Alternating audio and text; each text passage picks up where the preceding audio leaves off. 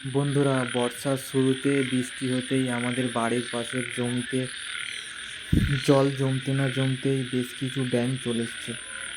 শুনেছি এই সময় নাকি ব্যাঙেরা প্রজনন করে। দেখো বন্ধুরা, ব্যাঙেরা সব প্রজনন করার জন্যে কি অবস্থা ব্যাঙেদের।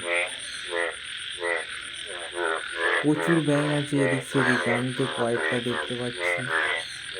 জলের মধ্যে প্রচুর ব্যাঙ আছে, বড় বড় ব্যাঙ। এই ব্যাঙগুলোকে কি ব্যাঙ বলে তোমরা কি জানো? জানলে কমেন্টে জানাও। দুটো ব্যাঙের কালার আবার দু রকম, দেখতে পাচ্ছ? একটা কিরকম চকচকে টাইপের, আর একটা কিরকম গ্রে টাইপের, ধূসর। এদিক সেদিকে প্রচুর ব্যাঙ আছে, এখানে শুধু দুটোকে দেখাচ্ছি স্পেসিফিক ভাবে।